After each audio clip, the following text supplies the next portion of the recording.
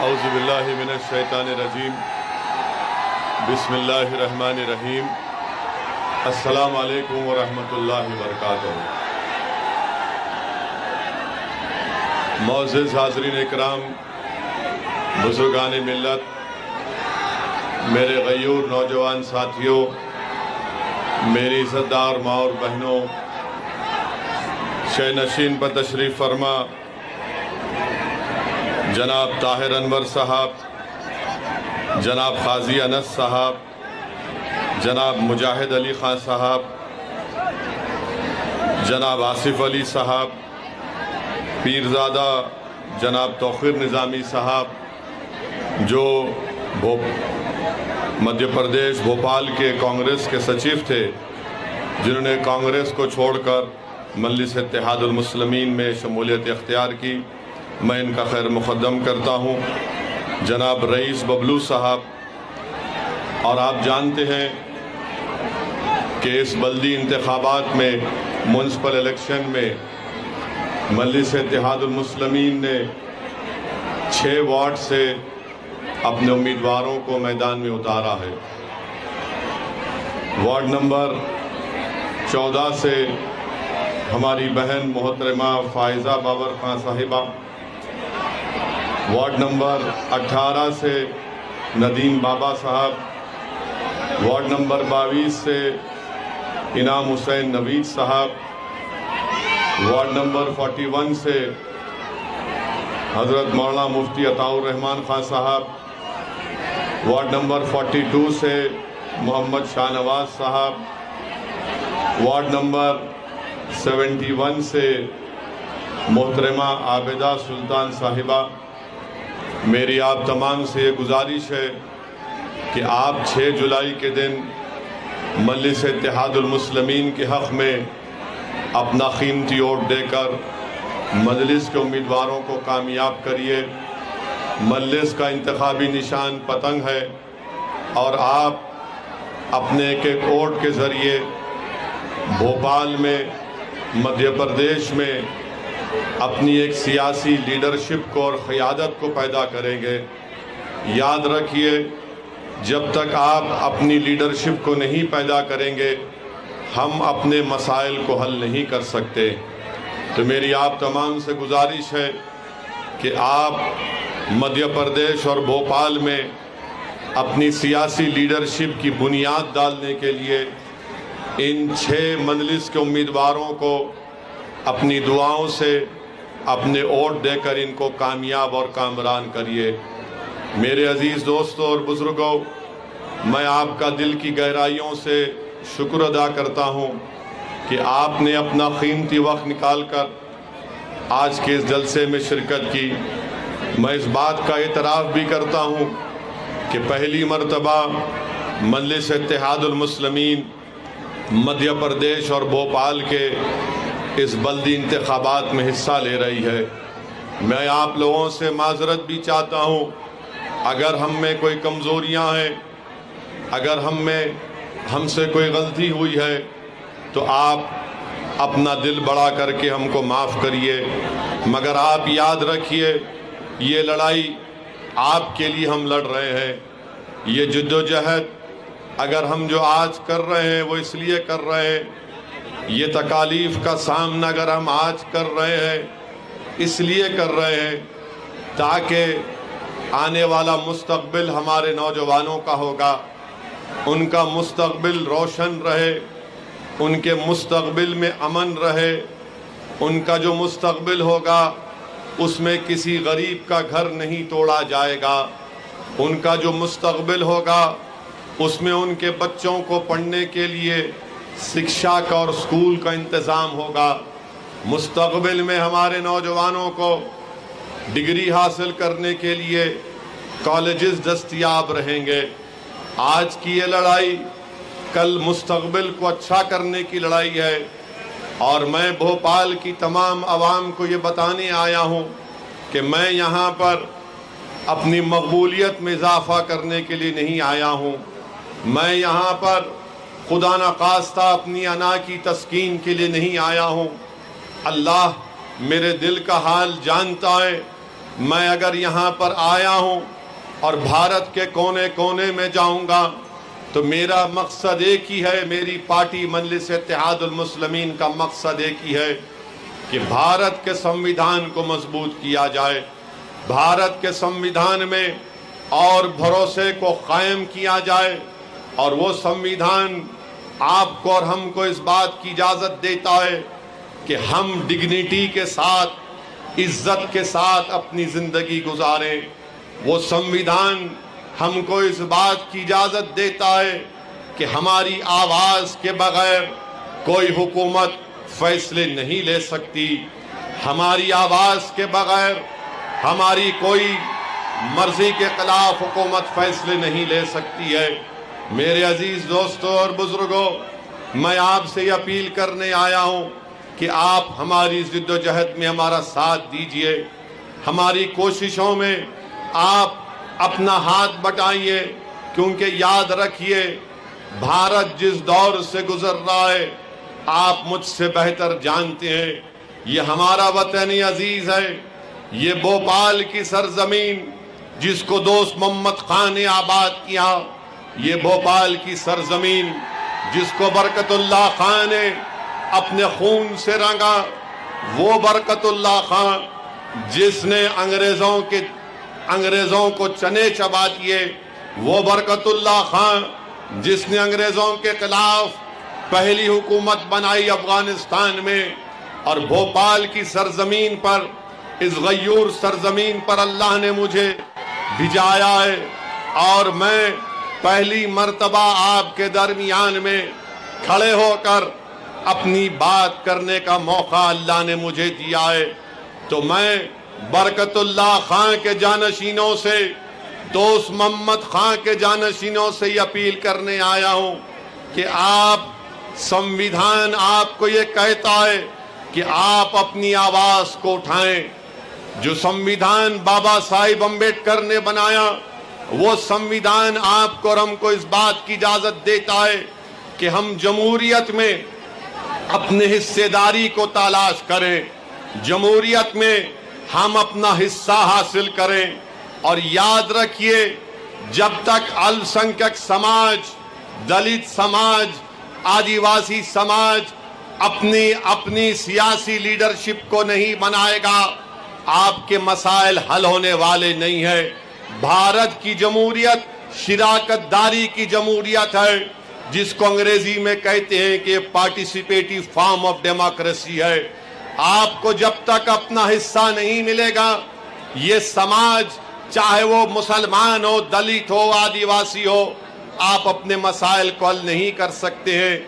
मेरे अजीज दोस्तों और बुजुर्गों, याद रखो, जज्बाती तकारीर से या जोशीले नारों से आपके बच्चों को स्कूल नहीं मिलेगा, जज्बाती तकारीर से आपका अपना हक नहीं मिलेगा, आंख में आंसू लाकर रोने से हमारे बच्चे जेल में जो नाजायज तौर पर डाले जा रहे हैं उनको जेल से नहीं निकाल पाएंगे। अगर हम सिर्फ अपने हाथ को मसलते रहेंगे और परेशान और रोते रहेंगे कि मेरा घर तोड़ दिया गया है, सेंधवा और खरगोन में मुझको कोई बचाने नहीं आया, तो याद रखो नौजवानों, तुम इस दीवाने की बात अपने जहन नशीन कर लो कि तुम जब तक जमहूरियत में, सियासत में हिस्सा लेकर मजलिस के नुमाइंदे नहीं बनोगे, तुम अपने मसाइल को हल नहीं कर पाओगे। मैं तुमसे ये नहीं कह रहा हूं कि मेरे पास कोई जादू की छड़ी है और अगर तुम मजलिस के नुमाइंदे बन जाओगे तो मसाइल खत्म हो जाएंगे, नाइंसाफी खत्म हो जाएगी। मैं तुमसे ये वादा कर रहा हूं कि अगर आप निचली सतह से, जमीनी सतह से अपनी क़ियादत को बनाएंगे तो आप अपने लिए और आने वाले मुस्तकबिल के लिए आप अपने एक नेता को तैयार करेंगे, एक लीडर को तैयार करेंगे, एक कायद को तैयार करेंगे कि जब कभी किसी की भी सरकार होगी, चाहे कमलनाथ की सरकार होगी या फिर मौजूदा चीफ मिनिस्टर की सरकार होगी, बताइए आज कौन आवाज उठाता है नाइंसाफियों के खिलाफ? आप बताइए, कौन जुल्म के खिलाफ आवाज उठाता है? मेरे अजीज दोस्तों और बुजुर्गों, मध्य प्रदेश की असेंबली में आपके नुमाइंदे जरूर हैं, मगर बताओ, जो बेबाक तरीके से संविधान के दायरे में रहकर आप आवाज क्यों नहीं उठाते? बल्कि मुझे याद आ रहा है कि कांग्रेस के जब मुख्यमंत्री कमलनाथ थे, उनका एक वीडियो आज भी है जिसमें मुसलमानों से मुखातिब होकर कमलनाथ कह रहे हैं कि आप लोग खामोश रहिए, कुछ मत बोलिए, खामोश रहिए। ये मिजाज कांग्रेस का हो सकता है कि खामोश रहो, ये मिजाज उन कमजोर लोगों का हो सकता है जो वक्त के हुक्मरानों से डरते हैं। मैं आपको मिजाज दे रहा हूं कि संविधान आपको इस बात की इजाजत देता है कि जमहूरियत के दायरे में रहकर आप अपनी आवाज को उठाएंगे, नारों से नहीं बल्कि 6 जुलाई को जाकर वोट मजलिस के हक में डालकर आप मजलिस को कामयाब करेंगे तो वो खामोशी टूटेगी, वो सन्नाटा खत्म होगा और जवाब होगा कमलनाथ को, जवाब होगा भाजपा को। एक तरफ कांग्रेस हमसे कहती है कि खामोश हो जाओ, दूसरी तरफ भाजपा कहती है कि आवाज अगर उठाओगे तो घर तोड़ दिया जाएगा।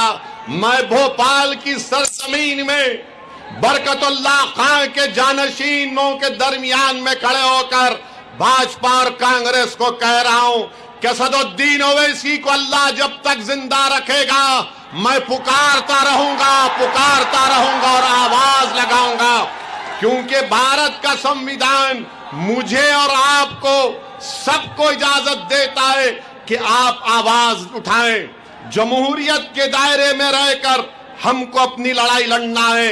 मैं आपको ये नहीं कह रहा हूं कि तशद्दुद करो, बल्कि याद रखो तशद्दुद रास्ता नहीं है, वोट डालना और सियासी क़ियादत बनाना रास्ता है। तशद्दुद से कोई चीज हासिल नहीं होती। अगर हासिल करना है नौजवानों तो सियासी लीडरशिप को बनाओ। मैं यहां पर आया हूं और अल्लाह ने जब तक मुझे जिंदा रखेगा मैं भारत के कोने कोने में जाता हूं। आज भोपाल को आया हूं, फिर आऊंगा, मगर मेरा मकसद क्या है कि तुम आज जो खड़े होकर ओवैसी का भाषण सुनकर नारे लगा रहे हो, कल तुम यहां खड़े होगे और जनता तुम्हारा नाम लेकर नारा लगाएगी। ये मेरा ख्वाब है। क्या आप नेता नहीं बन सकते? क्या आप लीडर बनेंगे? क्या आप मध्य प्रदेश के लीडर बनेंगे? क्या आप भाजपा और कांग्रेस की आंखों में आंखें डालकर अपना हक का मुतालबा करेंगे? तो फिर जब आपने वादा किया है तो नेता बनो, लीडर बनो, कायद बनो। मैं तुम्हारे पीछे चलने को तैयार हूं। मैं तुमको कायद देखना चाहता हूं। मैं तुमको भारत का सबसे बड़ा नेता देखना चाहता हूं। मैं तुमको मध्य प्रदेश में एमएलए के तौर पर देखना चाहता हूं। मैं तुमको एक संसद के रूप में देखना चाहता हूं। मैं तुमको यहां पर एक रुकने बल्दिया के तौर पर मुंतखब होते हुए देखना चाहता हूं। मेरे अजीज दोस्तों, बुजुर्गों, मेरे नौजवानों, यही मेरी दिल की तड़प है, यही मेरी जमात के रुफ़क़ाओं की कोशिश है। आपसे इल्तिजा कर रहा हूं कि आप हमारा साथ दीजिए। आप याद रखिए, अगर कोई कांग्रेस के पीछे दौड़ रहा है और ये समझ रहा है कि कांग्रेस उसका साथ देगी, कांग्रेस साथ नहीं दे सकती, याद रखो। बल्कि मध्य प्रदेश में, पूरे मुल्क में कांग्रेस और भाजपा में कोई फर्क नहीं है। भाजपा और कांग्रेस ये राम और श्याम की जोड़ी है, एक सिक्के के दो रुख है। मेरी बात को याद रखो आप। अभी मैं आ रहा था तो मीडिया के लोगों ने हमसे पूछा कि कांग्रेस के लोग आप पर इल्जाम लगाते हैं कि आप बी टीम हैं। मैं भोपाल में खड़े होकर कांग्रेस के बड़े बड़े नेताओं से पूछ रहा हूं, बताओ कमलनाथ, जब आप मुख्यमंत्री थे तो कांग्रेस के 20 विधायक एमएलए कांग्रेस को छोड़कर भाजपा में चले गए। क्या वसदुद्दीन ओवैसी के हाथ से गुलाब जामुन खाकर मामा को मुख्यमंत्री बनाए? बताओ कमलनाथ, तुम्हारी पार्टी के लोग अपना जमीर बेचकर भाजपा में चले गए। तुम्हारे कांग्रेस के एमएलए जिन्होंने विश्वासघात किया मध्य प्रदेश की जनता से और भाजपा में चले गए, मगर कांग्रेस में इतनी हिम्मत नहीं है कि मोदी पर, अमित शाह पर तनकीद करे तो उंगली उठाते हैं कि ओवैसी वोट काटने को आया है। अरे मैं काटने नहीं आया हूं। सुन लो भोपाल की जनता, सुन लो भाजपा कांग्रेसियों, मैं काटने नहीं, मैं अपना हक लेने आया हूं। मैं काटने नहीं, जोड़ने आया हूं।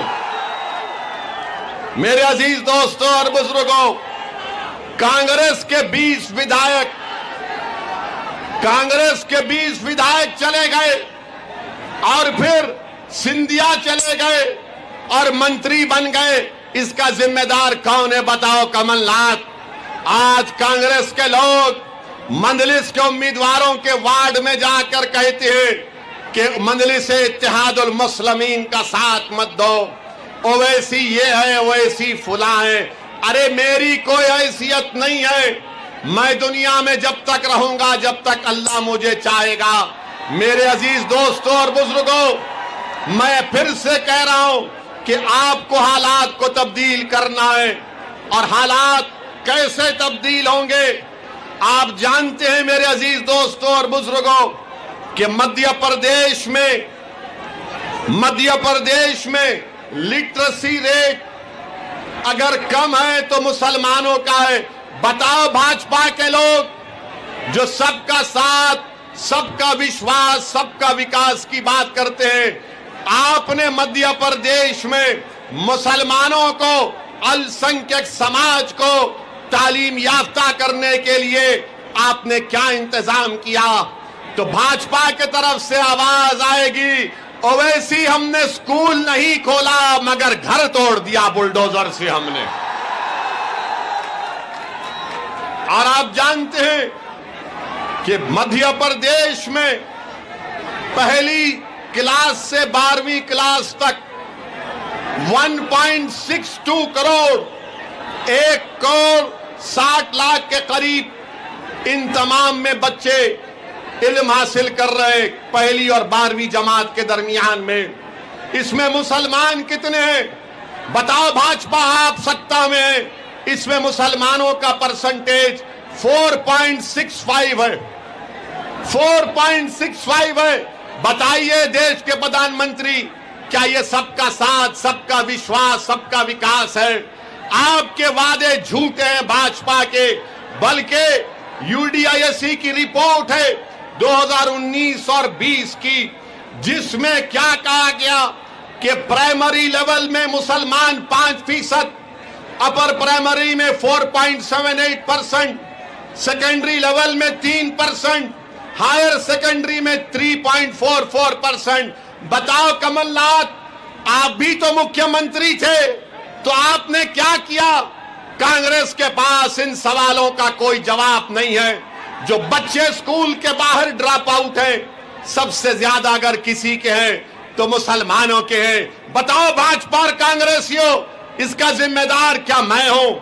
मेरे अजीज दोस्तों और बुजुर्गों, हायर एजुकेशन में पूरे मध्य प्रदेश में डिप्लोमा, डिग्री, पीजी, पीएचडी में 21,80,000 के करीब लोग पढ़ते हैं।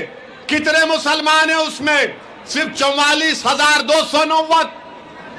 बताओ क्या मैं जिम्मेदार हूं?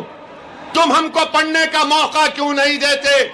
ओवैसी की और मंदलिस की लड़ाई यही है कि अल्पसंख्यक समाज को, दलितों को, आदिवासियों को शिक्षा का इंतजाम किया जाए, जो ना भाजपा ने किया, जो ना कांग्रेस ने किया।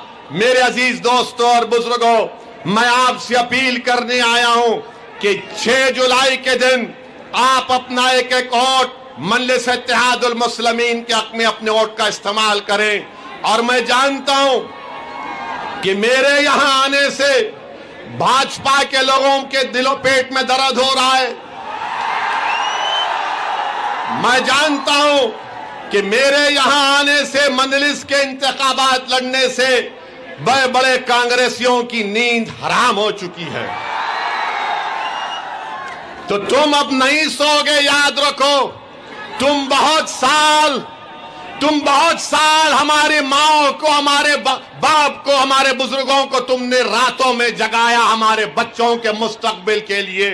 अब असदुद्दीन ओवैसी तुम्हारी रातों की नींद को खत्म कर देगा। सुन लो कांग्रेसियों, तुम जागोगे और हम सोएंगे। मैं जागूंगा और लड़ूंगा तुम्हारे लिए मेरे भाइयों और बहनों। आप हमारा साथ दीजिए। 6 जुलाई के दिन आप मजलिस को वोट देकर बता दीजिए इन तमाम पार्टियों को, कांग्रेस और भाजपा नहीं चाहती कि मध्य प्रदेश में कोई तीसरा विकल्प निकल कर आए। आज मध्य प्रदेश की सियासत में, मध्य प्रदेश की राजनीति में एक तीसरा विकल्प के तौर पर इंशाअल्लाह ताला मजलिस इत्तेहाद और मुस्लिमीन उभरेगी। क्या आप मजलिस का साथ देंगे? क्या आप मजलिस का साथ देंगे? क्या आप 6 जुलाई को आसमानों पर पतंग पिलाएंगे? क्या आप भाजपा और कांग्रेस को हराएंगे? मेरे अजीज दोस्तों, याद रखो, आज आप वादा करके जा रहे हैं। मैं भाजपा के लोगों से भी कहना चाहूंगा कि आपने खरगोन और सेंधवा में मासूम लोगों के घरों को तोड़ा। क्या भाजपा के लोग, क्या आपके दिलों में, आपके सीनों में धड़कता हुआ दिल नहीं है किसी का गरीब का घर तोड़कर आपको रात में नींद कैसी आती, हमको बताइए। किसी गरीब को उसके घर से बेघर करके आपको सुकून कैसे मिल सकता है? बताओ आप कि कौन सा इंसाफ है कि वसीम शेख जिसके हाथ नहीं है उसके दुकान को तोड़ दिया गया, ये कहकर के वो पत्थर फेंकने वाला था। बताओ मुख्यमंत्री, बताओ मध्य प्रदेश के होम मिनिस्टर जो मुझसे बहुत ज्यादा मोहब्बत करते हैं, मैं उनको भी बताना चाह रहा हूं, वसीम शेख का हाथ नहीं है तो कैसे कोई जिसका हाथ नहीं है वो पत्थर फेंक सकता है? क्या ये आपका इंसाफ है? क्या ये आपकी गरीबों से मोहब्बत की मिसाल है कि आप एक कमजोर जिसका हाथ नहीं है उसकी दुकान को आपने तोड़ दिया? मेरे अजीज दोस्तों और बुजुर्गों, आप अपने नुमाइंदों को कामयाब करिए, अपनी सियासी लीडरशिप को पैदा करिए ताकि इन नाइंसाफियों के खिलाफ लोकतंत्र में, जमहूरियत के दायरे में रहकर हम अपनी आवाज को उठा करेंगे। वरना याद रखिए, अगर आप इसी तरह सेकुलरिज्म की, सियासी सेकुलरिज्म की गुलामी करेंगे तो जिस तरह से 40 साल से आपका इस्तेसाल हो रहा है, एक्सप्लॉयटेशन हो रहा है, उसी तरह आपके नौजवानों का इस्तेसाल होगा। नौजवानों, मेरी बात को जहन नशीन कर लो, ये लड़ाई तुम्हारे लिए है मेरे भाई, मेरे बेटों, ये लड़ाई तुम्हारे लिए है। मैं तुम्हारे लिए लड़ रहा हूं। मजलिस आपके रोशन मुस्तकबिल के लिए लड़ रही है। आज मध्य प्रदेश में एक तीसरे विकल्प की जरूरत है और मजलिस इत्तेहाद और मुस्लिमीन एक तीसरे विकल्प के रूप में आगे बढ़ेगी। मैं आपसे अपील करने आया हूं कि डरो तो सिर्फ अल्लाह से, डरना है तो सिर्फ अल्लाह से। ना कमलनाथ से डरो, ना मुख्यमंत्री से डरो, ना भाजपा से, ना कांग्रेस से डरो। डरो तो सिर्फ रब्बुल आलमीन से डरो। और याद रखो, आप ही के शहर के एक शायर ने कहा था, मंजर भोपाली ने कहा था कि ताकतें तुम्हारी है और खुदा हमारा है। याद रखो मेरे अजीज दोस्तों और बुजुर्गों, आज आप न कमलनाथ के उस दिल फरेब वादों का शिकार होइए, न बीजेपी के इख्तिदार के खौफ खाइए, क्योंकि संविधान में डरने की इजाजत किसी को नहीं है। हाँ, कानून का उल्लंघन नहीं होना चाहिए, मगर कानून के दायरे में रहकर हमको अपनी लड़ाई लड़ना है। मैं आपसे फिर से कह रहा हूं कि तशद्दुद, वायलेंस रास्ता नहीं हो सकता है। तशद्दुद और वायलेंस रास्ता नहीं हो सकता है। हमको जमहूरियत में रहकर अपने मसाइल को हल करना है।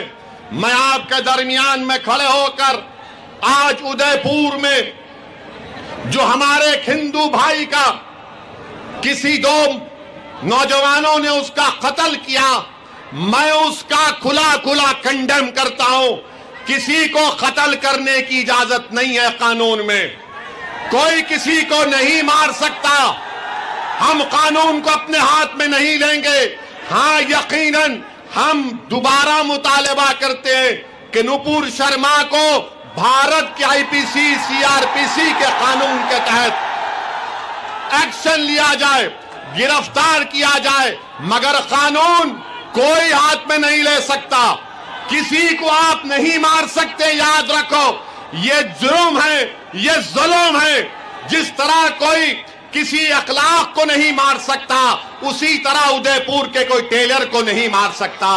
जिस तरह कोई पीलू खान को नहीं मार सकता, उसी तरह कोई उदयपुर के टेलर को नहीं मार सकता।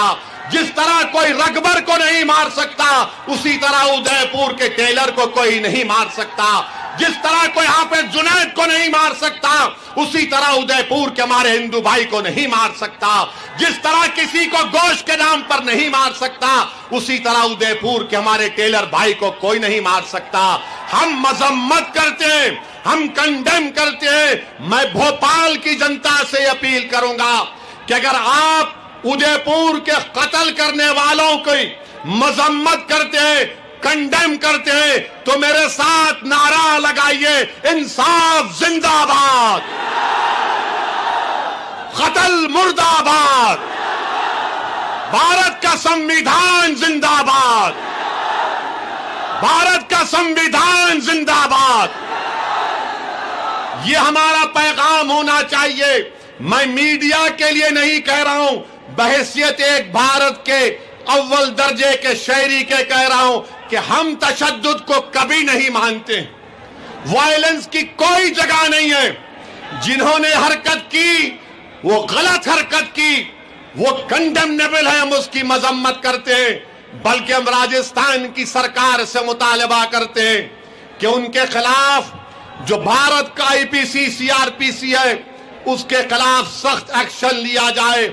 और मेरे अजीज दोस्तों और बुजुर्गों, याद रखो मेरी इस बात से, अगर हम अल्लाह के रसूल सल्लल्लाहु अलैहि वसल्लम के उम्मती हैं, उनके गुलाम हैं, तो उम्मीद मत तोड़ो नौजवानों, उम्मीद मत छोड़ो, उम्मीद को अपने हाथ से जाने मत दो। याद रखो, उम्मीद मर्द मोमिन है खुदा के राजदानों में। उम्मीद को कभी मत छोड़ो, उम्मीद को जिंदा रखो। अल्लाह के सामने हाथ फैलाकर गिड़गिड़ाकर दुआ करते रहो, अल्लाह की रहमत जोश में आएगी। और तुम ये समझो मेरी इस बात को, ये जो बादल हैं जुल्म के, नाइंसाफी के, इंशाअल्लाह ये हटेंगे जरूर, इंशाअल्लाह ताला। मगर याद रखो, आपको आगे बढ़ना पड़ेगा। जमहूरियत में, लोकतंत्र में आपको नेता बनना पड़ेगा, और नेता बन के आपको अपनी पार्टी मजलिस इत्तेहादुल मुस्लिमीन को मजबूत करना पड़ेगा। आप अपने वोट से कामयाब करो अपनी पार्टी को। मैं जानता हूं कि मेरे यहां से आज जाने के बाद कल सुबह से रात भर कांग्रेसी नहीं सोएगा। मगर आप एक बात तो मानते हैं ना कि ओवैसी के आने से ये कांग्रेसी तुम्हारे घर को आया नहीं आया? आते हैं ना, अब तो आते हैं ना, आके बोलते हैं देखो भाई हमको मत भूलो। पहले आते थे, पहले नहीं आते थे, क्योंकि उनको मालूम था ये कहां जाएगा हमारे को छोड़कर। कांग्रेसियों याद रखो, ये दीवाना आ चुका है, अब दीवानगी पैदा करेंगे इंशाअल्लाह ताला। ये कांग्रेस के लोगों से कुछ नहीं होता। ये बीजेपी को मुकाबला नहीं कर सकते, ये मोदी से मुकाबला नहीं कर सकते, बल्कि ये मोदी से मिले हुए हैं, याद रखो। ये मोदी से मिले हुए हैं, इनका अंदर का रिश्ता है बीजेपी से। बाहर मामा और कमलनाथ अलग अलग है, मगर अंदर दोनों मामा मामा बोलते एक दूसरे को। तो मेरी आपसे अपील है कि 6 जुलाई को पतंग को वोट देंगे। 6 जुलाई को मंजलिस के हर वार्ड में मंजलिस को कामयाब करेंगे आप। कोई आप कांग्रेसी की बात में तो नहीं आएंगे। अगर कांग्रेसी दौलत का लालच देता है तो लेकर रख लो, ऐसी दिला रहा है, अल्लाह दिला रहा है तुमको। ये देंगे लालच आपको। बहुत कमाया उन्होंने, लूटा उन्होंने, गरीबों का खून चूसा है, मगर मजलूमों का साथ नहीं दिया कांग्रेसियों ने। आज हम आपसे अपील कर रहे हैं कि जमहूरियत को मजबूत करिए, लोकतंत्र को मजबूत करिए और आप लीडर बनिए, नेता बनिए। मेरी जिंदगी का किसी की जिंदगी का भरोसा नहीं है। मुझ पर मेरी गाड़ी पर 6 गोलियां तो चल चुकी हैं। मुझे अपनी जिंदगी की हरगिज परवाह नहीं है, अल्लाह जानता है। मैं मौत से नहीं डरता हूं, मैं मौत से नहीं डरता। मैं डरता इस बात से हूं कि जब खबर में जाऊंगा तो जब सवालात किए जाएंगे, जब वो चेहरे मुबारक दिखा जाएगा, तो मैं अल्लाह से दुआ करता हूं कि या अल्लाह मेरी जबान से निकले कि मैं इनका गुलाम हूं, मैं इनका गुलाम हूं। मुझे खौफ इस बात का है कि जब हिसाब किताब का दिन होगा, कहीं मेरे अमाल में कमी ना पड़ जाए। मैं इसीलिए काम कर रहा हूं, अल्लाह जानता है मेरे हाल को, मेरी नीयत को। मेरे अजीज दोस्तों और बुजुर्गों, हिम्मत मत हारो, मायूस मत हो। याद रखो, सलाहुद्दीन अय्यूबी को जानते हो, जानते हो सलाहुद्दीन अय्यूबी को। तो सलाहुद्दीन अय्यूबी का वाकया कि सलाहुद्दीन अय्यूबी को आकर किसी ने कहा कि उस मस्जिद अक्सा और बैतुल मुकद्दस को हासिल करने के लिए दुश्मन की फौजें कश्तियों से आ रही हैं, हजारों की तादाद में। तो सलाहुद्दीन अय्यूबी परेशान हो गया। तो सलाहुद्दीन अय्यूबी रहमतुल्लाह अलैह ने रात के अंधेरे में तहज्जुद गुजारता सलाहुद्दीन अय्यूबी रहमतुल्लाह अलैह।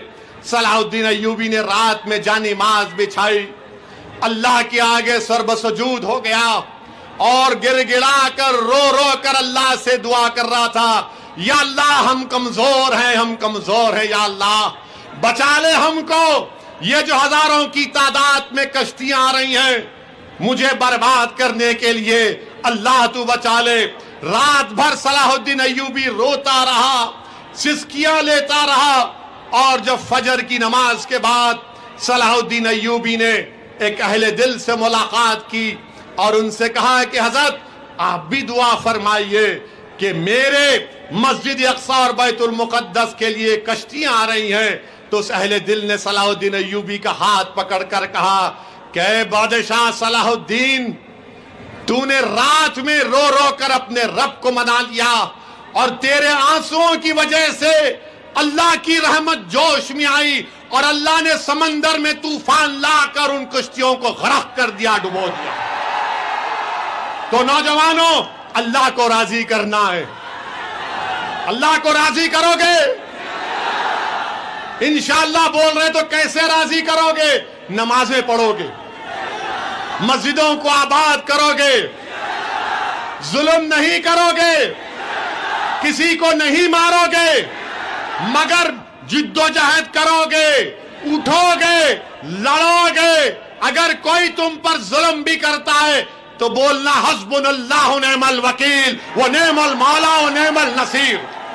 हिम्मत मत हारो नौजवानों, मायूस मत हो, अपनी लीडरशिप को बनाओ।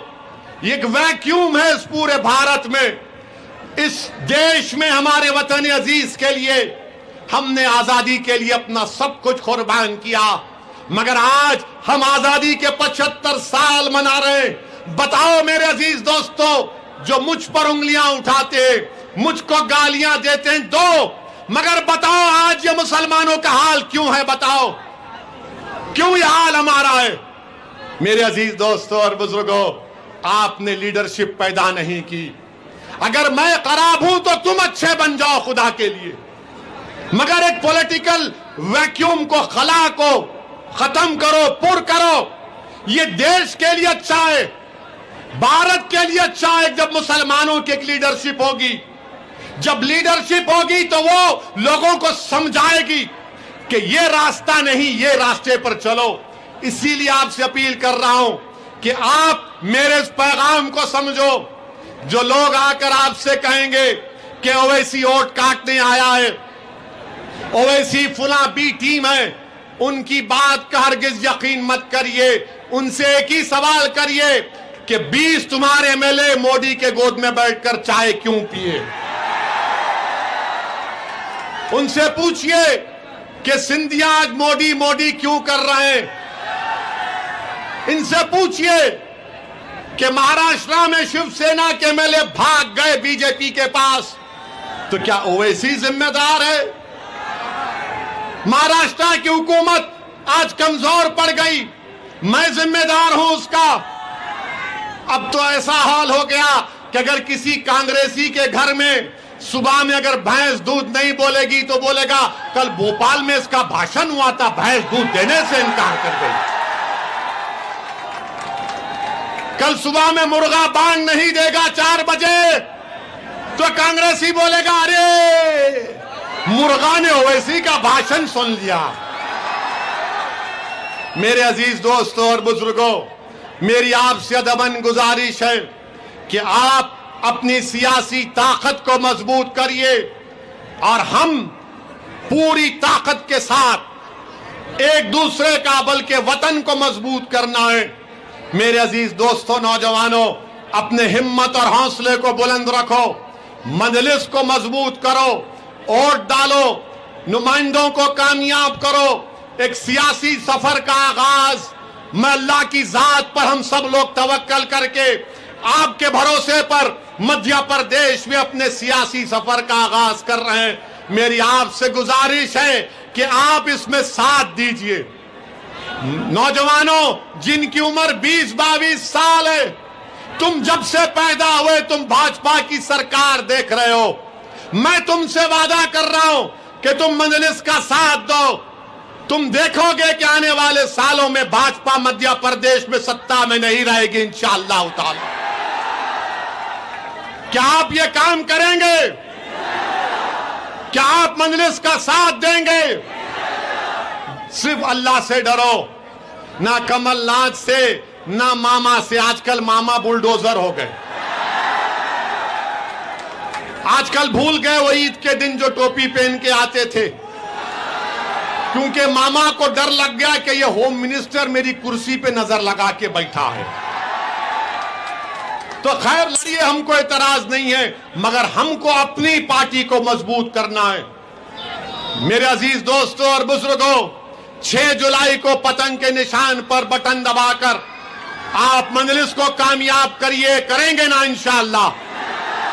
अगर कोई कमजोरियां हैं तो मैं आपसे माजरत चाहता हूं, हमको माफ कर दीजिए। पहली मर्तबा लड़ रहे हैं, बहुत से नौजवान हैं जिनको सियासी हरबे नहीं आते, बल्कि इनकी नीयतों में इखलास है, इनकी नीयतें साफ हैं। वो गरीब और मजलूमों के लिए लड़ना चाहते हैं। इसीलिए आपसे अपील कर रहे हैं कि आप इन तमाम का साथ दीजिए, मजलिस को कामयाब करिए। और आप अपनी जमात के 6 लोगों को कामयाब करेंगे तो कांग्रेसी बोलेगा अरे ये 6 जीत गए तो क्या होगा? तो उनसे कहिए भारत की पार्लियामेंट में हमारे 2 दीवाने हैं। 540 के ऐवान में 2 दीवानों में से अगर एक शेरवानी खड़े हो जाता तो सबको परेशानी शुरू हो जाती है। ये मिजाज पैदा करना है और हम इंशाअल्लाह ताला अल्लाह जरूर असदुद्दीन ओवैसी से ज्यादा काबिल, नेक, तकवा, परहेजगार लोगों को आपकी क़ियादत करने का मौका देगा। मगर आपको बनना है मेरे भाई, कोई आसमान से नेता नहीं आने वाला है। कोई जमीन से निकल कर नहीं आने वाला है। आपको नेता बनना है, नौजवानों तुमको लीडर बनना है, ताकि आने वाले 10-15 साल में असदुद्दीन ओवैसी जब बूढ़ा हो जाएगा, अगर जिंदा रहेगा, तो मैं देखूंगा कि तुम उस नौजवान का नाम लेकर कह रहे हो कि ये हमारी ताकत है, ये हमारी भारत के लोकतंत्र में उम्मीद है।